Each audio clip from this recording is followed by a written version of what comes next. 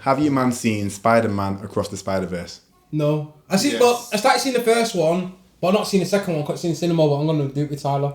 I'm going to do both. I would say Definitely it's worth it. But Aaron shouted me, but Tyler's got his own things going on. Tyler time. Yeah, Tyler's got Tyler time. Tyler's like, yeah, we'll watch it, Dad. And I put it on, and he sort of started watching it. And he's like, oh, he sort of looks like me. And then that's where it ended. And then I think he got a TikTok or something come through. Oh, wow. So he got distracted.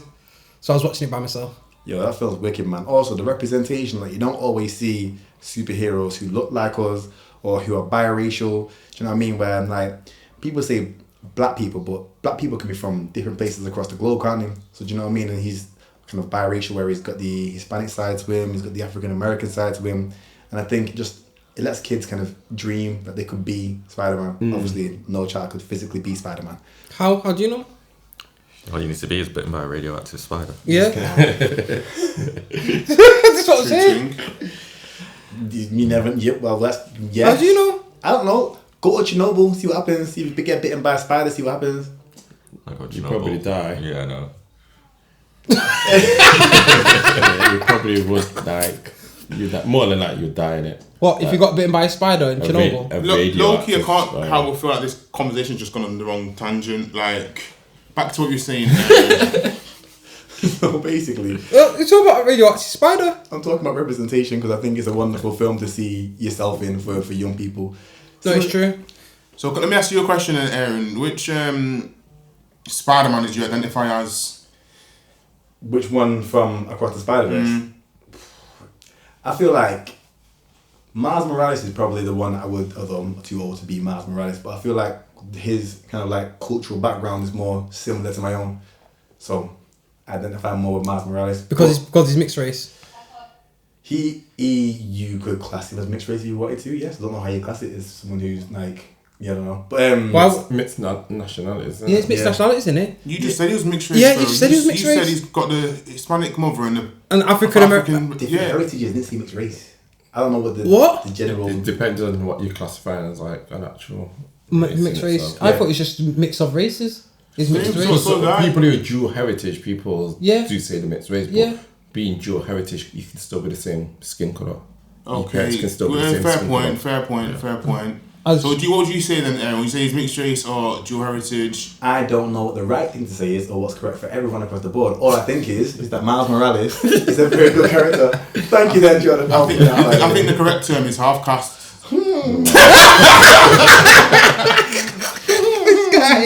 So, wow. I mean, I can say I've got a mixed race daughter, so and a mixed race wife, so it's fine. Yeah, do you know what? That's just like saying, do you know when I've got black friends. It makes it absolutely fine. It's fine. Don't worry about it. Yeah, it makes it fine. Yeah. But you man can't say it. Why? You can. I can. Yeah. Why can't I say it? Oh yeah, you can as well. Why can't I say it? Because you know What? Or what heritage? You don't know exactly. If you do not know, how can you tell me I cannot say? Do you want to say it? No.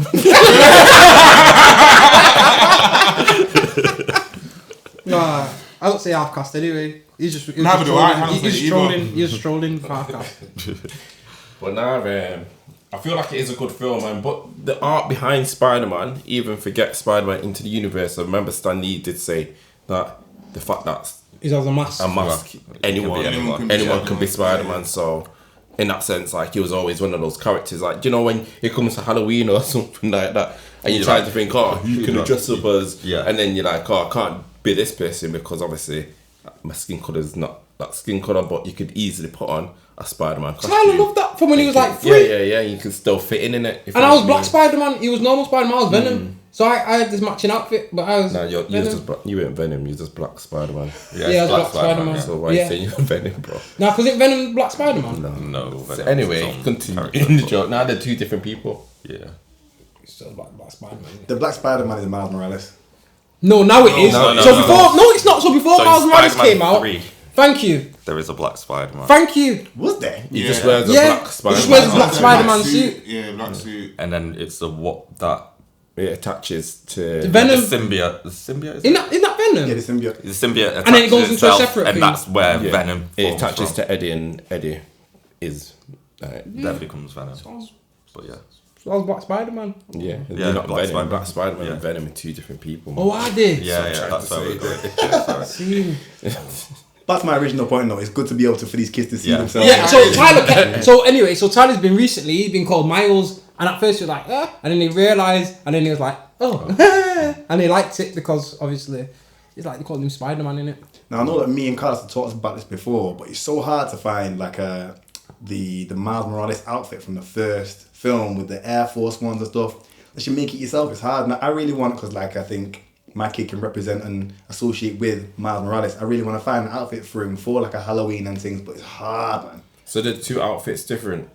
There's almost like the Spider-Man spider suit, but then it's kind of like, how would you describe it, Carlos? No, Miles Morales has a different outfit because is it like Amazing Spider-Man and Friends? That actually call. Oh, that spin-off cartoon. Yeah, the comics is called Spin, but isn't that the same actual Spider-Man outfit Miles actually puts on? Or are you just talking about... Well, who's wearing Air Forces, then sure you just get a Spider-Man outfit and just bang some Air Forces on. Nah, it's also got like some shorts and like a hoodie and a jacket and just like finding all the pieces together that go and make the whole look. Okay, so he's just wearing... When he's not in his Spider-Man. When he's not full. Oh, right, Spider-Man. okay, when he's not Spider-Man. Full Spider-Man suit. Yeah, sometimes you have the spider suit on and not over it all. And it Yeah, I'm looks with sick. you. Yeah. Ah, right, okay. So it's like, I'm casual Spider-Man. Kind of. Would you dress up like that? I want to get Remy stuff like that. No, would you dress up and match Remy in the Spider-Man outfit? So that we both matching? Yeah, Yeah, probably would. that looks sick. So where do people call Birthday party. where do people call Tyler Miles? Where were you? Turkey. Oh, okay. So we went on holiday. So at first, yeah, so that's why I think it might have been a bit of a language thing. But yeah, people's just calling him Miles. I said, you remind me of, you look like Miles. Do you know what's So I bad was when a you bit go to them confused. places? Yeah, I remember when Egypt, and my girlfriend at the time, this called us Barack and Michelle Obama. Wow. I'm thinking these people are just... Just call us Barack and Michelle Obama. We don't look nothing like Exactly. Barack and Michelle Exactly. Obama. So that's what I'm saying when they're saying Tyler looks like Miles. I'm just thinking it's just them in it, just being them because that's what they're doing. It. I know, but do you know what? That's Draw mad. you in. But now, What they're selling you. but a few people were saying this. Yeah, no, but that's what they do. They Even- say whoever's the flavour of Yeah, the yeah. movie. The mom, oh yeah, you I like remember Miles when because I was yeah, younger he's and I mixed first with- went to Turkey, they was calling me young Michael. I'm the Yeah, like yeah. Michael Jackson. Do you get me? They call me Uncle Sammy. Or did they think Michael Jordan. Yeah, Michael Jordan. Oh no, I'm trying to look like Michael Exactly, Jordan. No, but I it's the get fact that. he's black and But bald. then again, a few people came to call me saying that I look like Lewis Hamilton, and I was thinking I don't. So basically, But were you wearing Mercedes? No. no, so we're in Mercedes F1. I don't know. I'm just trying to think, but that's what they're the type of thing to do. But like, oh yes, my colour. Yeah, but they were saying that's what they're saying. But They say, or Thierry Henry, and I think so. Basically, a light-skinned black guy. Yeah. Oh George. My wife and kids. No, nobody said that. No, nobody said that.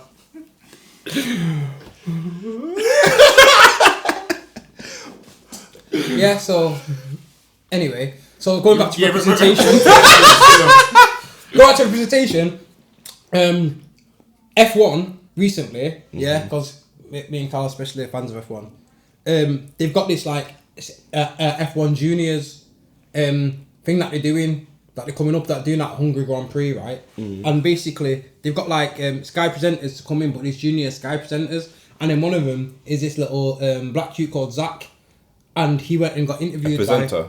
Yeah, he's a young lad, so he's a go-karter. Oh, so yeah, they brought in yeah, like junior yeah. presenters to do like it's like a session just like presenting but through their eyes, do you know what I mean, through the kids' eyes. So you hear how they describe the racing and stuff like that. It's actually quite an interesting thing. Have you seen any of I've it? not seen it. I've seen the adverts, but Yeah. I've not watched it again. Well, I watch it because it's good. And then there's an interview that he actually does with Lewis Hamilton, and in that interview that he does with Lewis Hamilton, the main thing he wanted to do was thank Lewis, because he was like, before we saw you, we didn't know it was possible. Do you know what I mean? Because I think Aaron said it before. You can only be what you can see. Is that right? Have I said that right? Yeah, I think someone said, or I read somewhere something like, if you can see it, You can then be you it. can dream it or you can believe it. Yeah. Yeah, and that's what basically his name's Zach. So remember that in future, if he's an F1, becomes an F1 driver, you know what I mean, inspired by Lewis. But that's what he was saying. So like, even when he was younger and he was going through growing up, his parents were saying that they wouldn't have pushed him and put as much money into his go-karting if it wasn't for Lewis being about. So Lewis has obviously opened those doors and is making that, laying the foundations. So then his parents and see what Lewis is doing and actually look at Zach and be like, you know what, you are a talented karting driver. So now what we're going to do is we're going to put money into you. Whereas I suppose if Lewis wouldn't have been in that position, then Zach's parents wouldn't have done that because they're just doing it for fun. That's it, innit? Yeah. Because you're not going to make it in this sport or whatever. Do you know what I mean? Or it's more black people don't. Even the funding, black people don't drive F1 cars. Yeah. So it is. I do agree, and I do feel it's quite powerful as well to see. Lewis got me into watching F1. I'll be honest. So before Lewis Hamilton joined, I seen it a bit in the background. My dad might be watching it, but ignored it. And then I saw a documentary, and it was literally before his maiden season, and it was about him talking about his journey throughout karting and stuff like that. And then when I actually seen that he was debuting F1, obviously it was someone who you could identify with, relate to both things. So I was like, you know what? Let me start watching it then because of him. And now the amount of passion that I've got for the sport, and I think most of it is because of him. Like, I can't lie, if he was to crash out a race, not with no I'll carry on watching it.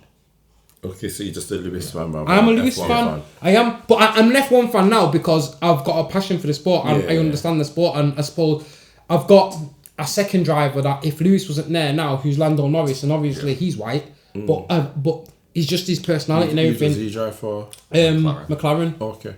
British team as well, I suppose. But yeah, but for him, I suppose he's like my number 2 go-to guy. Do you know what I mean? That I'll go to after Lewis. So after Lewis, if Lewis crashes out, something happens to Lewis. So whenever you're watching races, I watch out for them too. You're mainly looking out for them too. Yeah. But mostly for Lewis. Yeah. So like, if it was like in the British Grand Prix that went this year, where Lewis was third and Norris was second, I'd rather that been the other way around. But that's just me, innit? My preference. But I'm still happy that both of them was on the podium. Yeah, 100%. Being able to see yourself in something though goes even beyond like media. So I just came back from Rome, and when I was on the plane, I saw a white lady. She had a mixed race baby, and she asked me how I found my trip in Rome, and I was like, it's cultural, it's nice, like it's historic and whatever. She's like, no. As a person of color, like how do you find Rome? Because she said that her other half is from America. He's a black guy. And he doesn't want to move to England because she lives in a place called Polton-the-Vale. Don't know if any of you guys have been to Polton. It's like near Blackpool, but there's not many people of colour in that particular part. It's like south of Blackpool, I think, if I'm correct. Anyway, point being is, she's like, I would like to move somewhere like Rome or somewhere like Italy, but she didn't understand how black people might find it, and she hadn't seen many other black people there to ask that question to. So I think sometimes if you see people who look like you can feel more comfortable moving there or being something or but still, do you know what I would have said to her? Go on. He's more safer over here. You think so? Yeah! You don't know because you haven't lived there. I know you're hearing stories about Rome. You do. No, not Rome. No, in I'm talking about America. Oh, I'm talking about America. I'm talking about America. And I know a lot of our audiences, our viewers are from America, and we love you guys, but I love to visit, but to live seems a madness out there. For what particular reason, or what makes you think about that? Because it's like black people are targeted by the police, by American people, by everybody. Even the other day, I was just flicking along on my TikTok. Yeah, I started going to TikTok, thinking I'm young. And there's this fisherman. I've seen that. Have you seen that one? Where he lived there and then... Explain. So obviously my man was just fishing in his own neighbourhood. It's private in a private lake, by the way. Yeah. Only to residents that live in that community. Yeah, so residents in that community, he's fishing, and the amount of people that came over just to say, "What are you doing here?" Basically, in his own. He's like, "Do you live here? Have you got a permit? Have you got a permit?" He's like, "Yes, I live here." And it happens a good 3 times. And then even the police officer came over and he's like, yeah, it's me again, basically. And he had to like provide his, like, I've got all my document evidence, but it's just so funny that like they keep on asking me, do I live here? He's asking them, do you live here? Because you're asking me, do I? Because these are driving past in their car and pulling their car clean over to the side of the road to come over to him and say, what you doing here, What you doing here? basically. Crazy.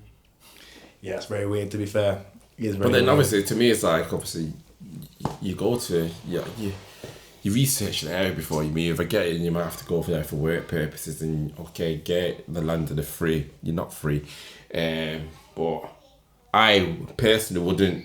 Go particular places in America because obviously you know, like America is. You can argue about anywhere though, innit? Like you can come Yeah, here. but America. America's set up where they have segregation to a certain extent, but you can still be very successful in particular areas being a black person Segregation or person in what way do you mean? in segregation in terms of okay, you know, like this area is predominantly black, this area is predominantly white, and then you have areas which obviously, like in England, again, everywhere you go, multicultural, where you probably get a mix. But in America, say in England, it's small, innit? In reality, so Compared to the States, yeah. So even if you wanted to be successful, then you'd still be surrounded by people of other like colours in reality. But in America, you could go to certain parts of America, you could be successful as a black person, and you'd just be surrounded by other successful like black people. Do you know what I mean? Whereas in here, it's a bit more mixed. But you don't have to necessarily take yourself to areas where you clearly can tell you aren't wanted. You don't have to do that. I'm back in the most team, man. I haven't seen this, but maybe Jason has. Have you seen the Bill Russell documentary? I have indeed, yeah. So that bit where they're talking about when he was playing for the Celtics, and then he gets his big check and he moves kind of into the suburbs, and that was mental. And the way they treated him. So you guys have not seen it? No, go on, explain. Jason explain it to you. No, you explain it, bro, because I think it gets me mad like, talking about him and like. So I watched it a couple of weeks ago, and basically, if I remember correctly, and please correct me if I'm wrong here, Jason, he gets signed to the Boston Celtics and he moves to a nice suburb of Boston where, and this is like in the, is it the 50s, 60s? Yeah. So 60s. So he moves to a nice suburb of Boston where I think he's the only black person in the area. And bear in mind, the 60s, completely different time period, especially when it comes to race relations in America. Mm-hmm. And he thinks his life is all sweet and dandy, but then people start kind of vandalising his house, writing him letters telling him to go, that kind of stuff. And they're trying to intimidate him not to live around there, but to his face, they're nice. And he's winning all these championships with the Boston Celtics, so people love him. Do you know what I mean? And then he wants to move at some point into a bigger house in another suburb, and another town or so down the road. And there's a petition saying, nah, like we love you. We love that you play for the team. We love you doing good for our town. Do you know what I mean? Our city. But you can't live here. Just know. Watch it. It's really interesting. The Bill Russell documentary. If you know who Bill Russell was he a censor for the Celtics? He was legendary basketball player. But I think things like that, to me, I don't know, I just feel like it's going to exist for a very long time, because you get black people who, when they become successful, the areas that they move into will predominantly be white areas. But then what do? Do you stay and end up like Nipsey, or do you move out? Yeah, but I feel do you know what I mean? I feel like, rest in peace Nipsey also, but I feel like the Nipsey situation is unique, because I think when you come from a certain background, or you've come from in America, so to speak, the hood.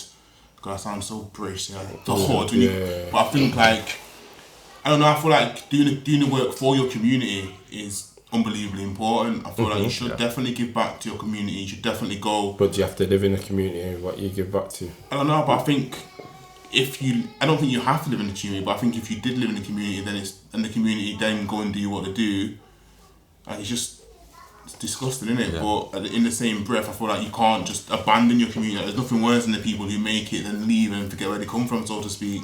But then who's to say you forgot where you come from just because you've left? I'm not saying that. I'm saying the people who actually have forgot where they come from, like they don't care what their past, and which is fine, fair enough. But I feel like it is important. Like when I'm speaking into existence. Yeah, 100%. When I get rich, right, and I tell you, I will do work for my community just because I know how it is growing up as a young black man. You know what I'm saying? And the opportunities. Like, I think the work. I feel like when we make it out, you should definitely help other people. Like, give them the tools to make it out, because no one else is going to do it. We're going to do it for ourselves. Yeah. Do you know what I'm saying? Like, if we find and figure a way to get out of our situation, and we'll be celebrated as, they made out, I can do it. That don't mean you need to live there still. I'm saying live there, bro. I'm saying right, okay. So like Storms is doing. Yeah, like Storms is doing. Like, I'm saying, like, if you go back, like, if you make it out, like Rashford's doing, bro. If you make it out and you're in a position of power, like, you need to go back and look after the community, because they're inspired by you. And if Marcus did it, I can do it. Yeah, and that's a beautiful thing. Yeah, but if Marcus is actually helping you, like, and telling you, I've done it, you can do it too. That's next level. You know what I'm saying? I think it's good to do that work in the community, because we need to look after ourselves. There's too many times when we don't, like, we're always fighting with each other, or we're black on black crime or whatever, and it hurts my heart, because there's enough people who hate us out there for us to hate ourselves. What we need to do to ourselves, man.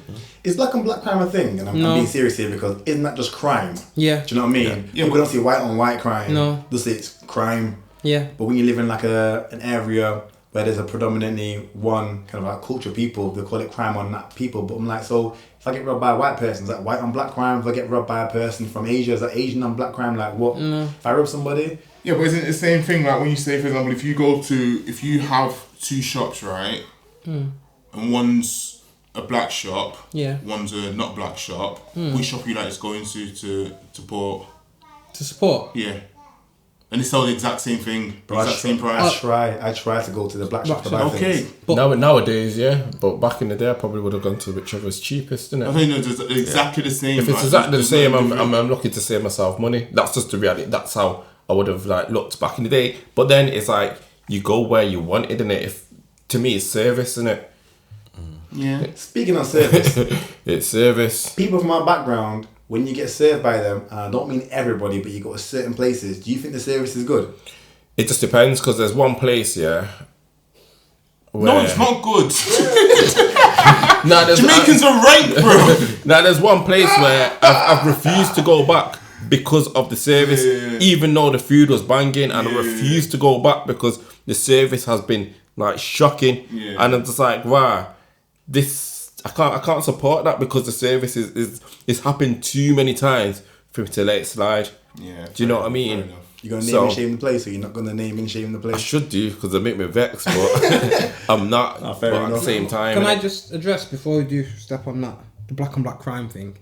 Because I agree with what Jason's saying, because it's annoying when you see that the narrative. the narrative, Yeah. or you see you actually physically see it. Like some guys might have beef over something, and you think, but what is that the beef really over? Do you know what I mean? Like, they dislike each other, they want to hurt each other, they want to harm each other, they want to harm each other's families or whatever, and you think, why is it really that deep? What did it start over? And then probably man can't even tell you what it even started over.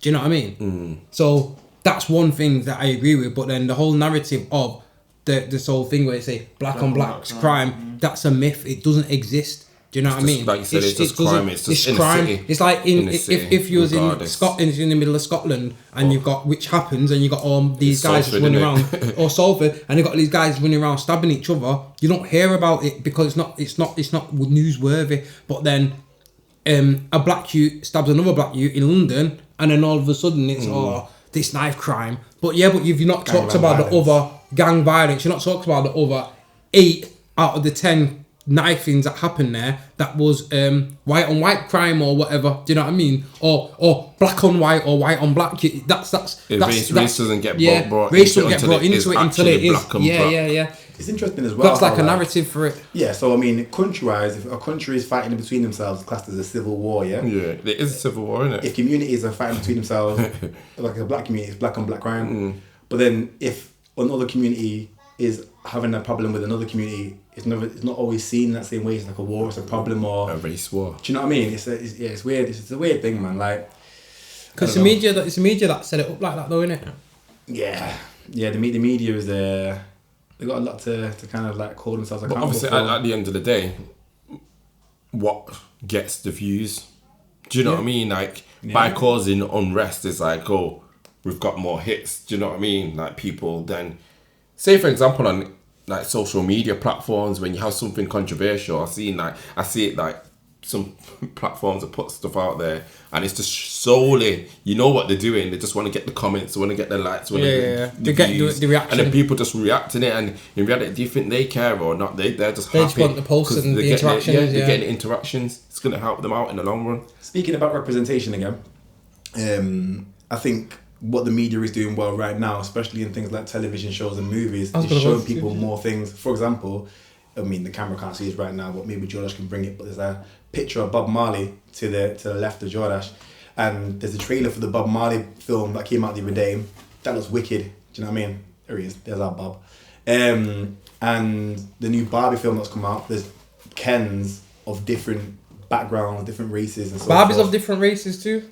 This is what I mean. So it's wonderful how they're trying to be inclusive, in my humble opinion, anyways. Yeah, but then they're not doing. It's because it's a money thing. It's like Arsenal. That's why Arsenal are jokers. You know, the amount of kits they brought out when Notting Hill Carnival came out, they brought out a Jamaican kit. Colours. They brought out all different nationality kits. But then that's what I'm trying to say. I always say, is that down to someone in a particular position supporting the culture? Is it like one of someone what we will be able to identify, like pushing it out there, obviously regardless of whoever's benefiting? Or is it the man that's just saying, let me just profit off these people there because they're gonna buy it. So you actually you would never really and truly know, because someone could have been pushing that for the longest of times, like but it's just because it's not only the Jamaican one that's just since the mind, but they did it at various different times. You know what I mean? But it makes sense, it did make sense for him because he made money from it. But I don't know, man. I feel like I'm not an Arsenal fan, but when I seen the Jamaican kit, I was like, sick. Yo, trust me. I can't lie, because I went Notting Hill Carnival and every man had them on, and I was like, it looks sick. I was like, if it's come from a place of we've got Arsenal, we know they've got a lot of black fans, and if they've come from places, we know we've got a lot of black fans. Let's do something to basically, honour and the black fans. I think that's sick. But on the other side of it, let's make a quick dollar off these, man. Then I get it. But I think I think it's a. But obviously, as we move up in the positions that we are, then obviously, hopefully, those type of things can happen in it at the same time. Would you man argue though that like most things that from a culture that get monetized is just for everyone to make money anyway? For example, hip hop started off as a thing for people, as far as I'm aware, just express themselves and things they did in the park and so forth. And then they were like, yo, let's try and make some money from this, and they monetized it. And then everyone just tries to make a buck here and there. Is that not how it works in general? Everything's monetized. Yeah, you're right. Everything's monetized. And everyone's trying to make a quick dollar. And that's the thing, and that's why people. That's unfortunately we have to make money and survive in it. You got to. What's the point of doing things for free in reality? Nah, you don't get no for free in this world. By the way, talking about representation, did anyone watch Love Island this year? No. Just me. Didn't watch a second of it this year. I want to say no, but I did watch some of it. But I really want to say like I didn't watch any of it, but I did witness. Did you watch it or not, bro? Like, what's going on? He's not even on camera, you know. They don't want to admit to it. It sounds like you watched it. It sounds like you watched it as well. Yeah, you watched it. Nah, I was in the room and I was in the room when it was on. I was in the room. You know what? It's one of them nights, because in the past I have watched it, but the last few years I haven't watched it because obviously I just don't have the time to watch it. But what were we going to say? I'm going to say there was a lot of blacks on it this year. No. What was the representation like this year? Was it just like a recycle of?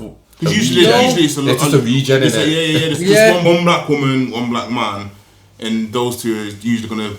That's how it started off. That's how it started off. But there was two black girls that started off at the beginning. And then the mixed race couple got put together. Yeah, the black got put together, and then there was this black girl, Catherine, who went up with this white guy, Scott, and everyone was like, he's not feeling her, but he was just pretending like he was, and it was all a thing. And then it turned out that when they went to Casa Amor, which is the second villa that they go to, where they do try and cheat and ting, she met some African god called Elom, who came in, and black man took off off Scott, the white guy, and then that caused a bit of controversy.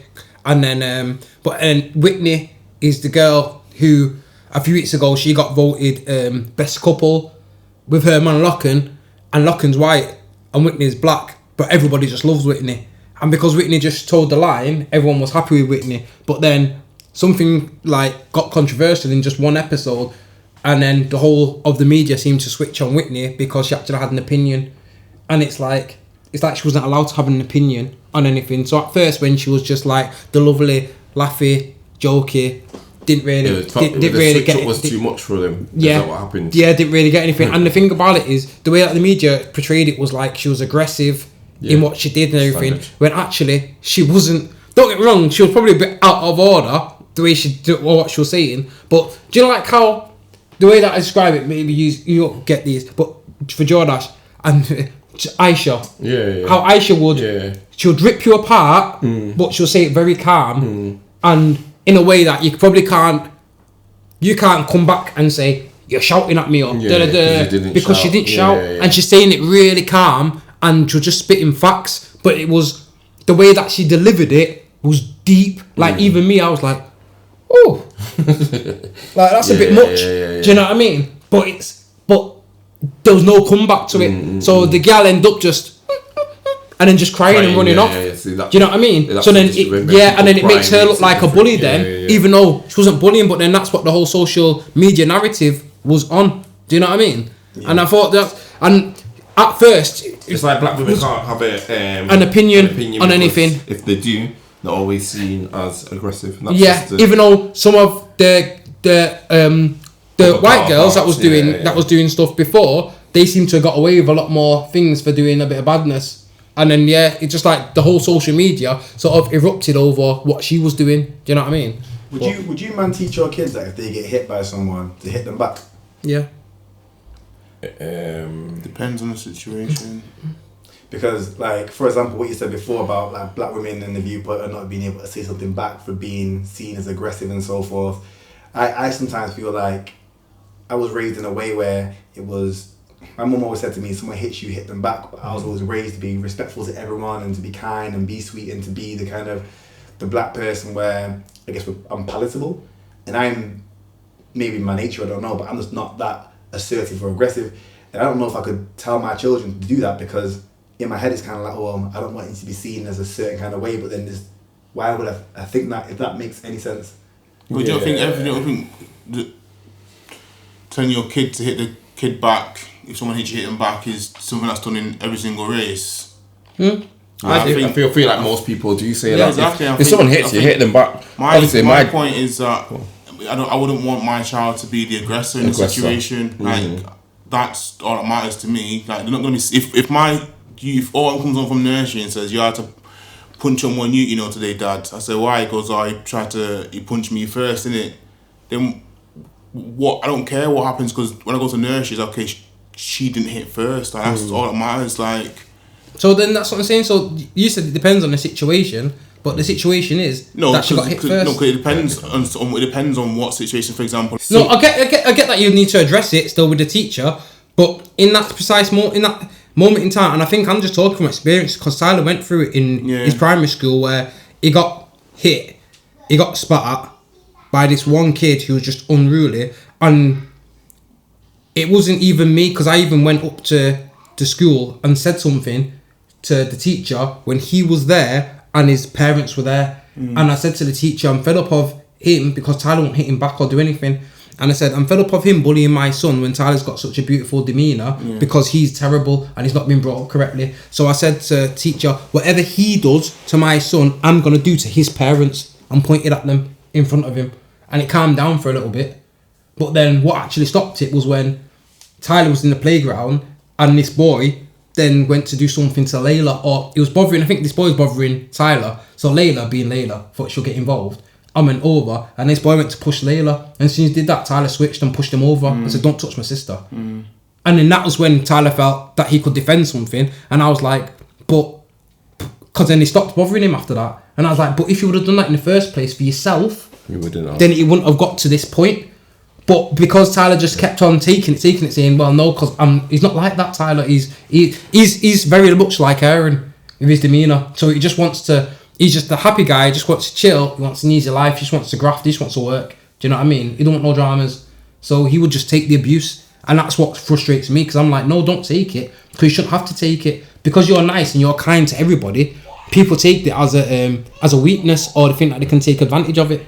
Do you know what I mean? I get that. If your kid's in a situation like you said before, and I'm putting this to all you, man, in their primary school, and the school aren't doing nothing about it, the parents don't seem to be doing nothing about it, and your kid just keeps being kind of like victimized by this other child, what would you do? Would you remove your child from the school? Would you be like, you have to deal with this now because sooner or later in life potentially you're going to have another situation similar? How would you deal with that? See, for me it's funny because obviously Sereno's had a couple of situations where he's come back and he's had a scratch on his hand, and the only reason why I noticed because he's washing his hand and he's like moving his hand away from the tap of that.